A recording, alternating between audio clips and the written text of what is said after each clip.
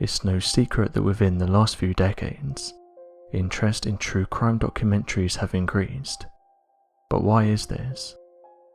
For many of us, true crime is gripping, and subscription services like Netflix know this, and it's one of the reasons why their true crime shows are some of their most popular. People have even made a living talking about and going in depth about these cases. Interestingly, when psychologists have been asked why so many people are interested in these cases, they've explained that it's actually quite normal. David Green, who teaches at the University of Law, said the following: "One of the key reasons that students are drawn to study criminal law, and why I believe the public are drawn to true crime documentaries, is the human interest factor.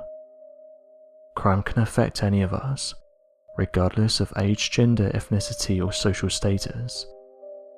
It can happen at random times, and when it does, it can devastate people's lives." End quote. One case that's been studied by many is that of Ed Gein, and psychologists have said you can pretty much pinpoint the exact moment where everything went wrong.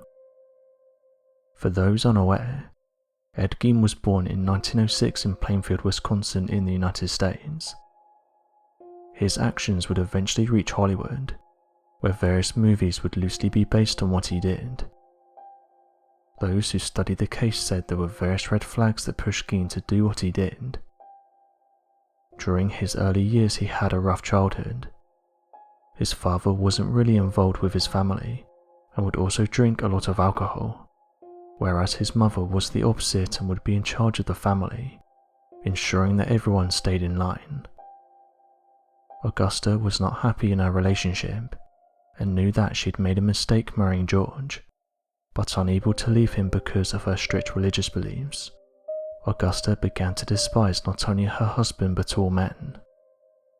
Although she was notoriously difficult towards her family, young Ed idolized her, and it didn't take long for his older brother to pick up on this, even going as far as being concerned for Ed.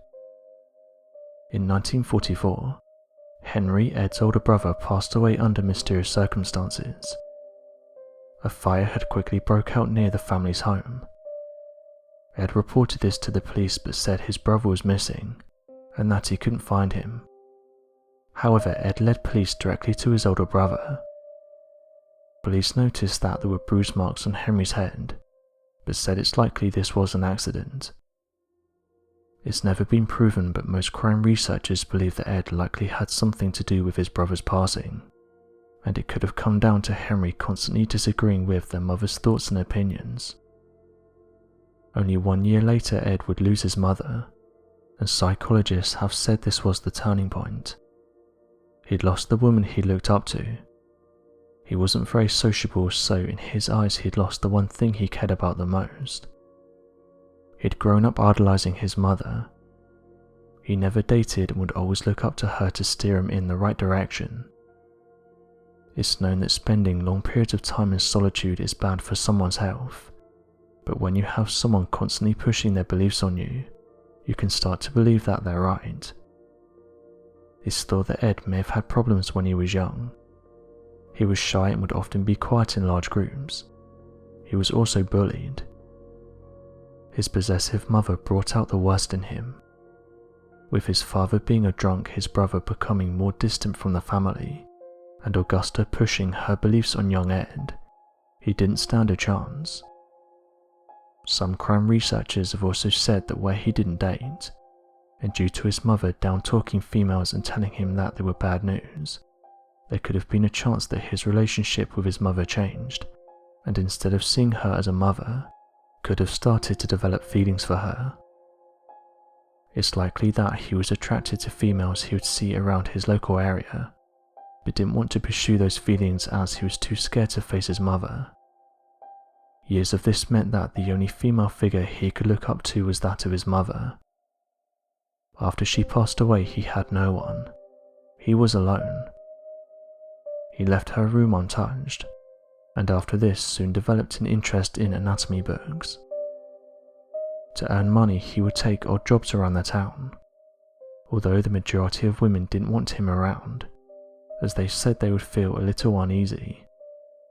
They said there was nothing really wrong with him, but he would always make them feel uncomfortable when he was close by, with some women describing that he would stare at them for long periods of time. After this, a local hardware store owner would go missing in 1957, and as Gein was one of the last people to see her alive, police decided to pay him a visit. It was here that the true horror unfolded. He was responsible for the passing of Bernice Worden, the hardware store owner. Not only this, but he had been grave robbing during the night. Mysteriously, in 1958, Gein's Houses of Horrors was destroyed by a fire, but who did it is still a mystery.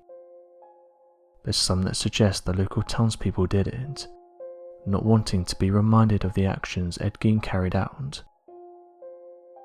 Losing a parent at any age is easily one of the most difficult things someone will face in their lifetime, and although we understand it's going to happen at some point in our lives, it never makes the process any easier. Pairing this with a mother who was overprotective and babied her son would only make this process even harder when it happened. Psychologists have argued that if Ed had a different upbringing, then the events that unfolded likely would have been much different. So what do you make of Ed Gein? And do you think that his mother had a part to play in what he did? Or do you think that even if he had a different mother, he still would have been the same? Be sure to leave your questions and answers in the comment section below, and help us to grow this community while working to solve these unexplained mysteries. Thank you for watching, and don't forget to subscribe for more videos.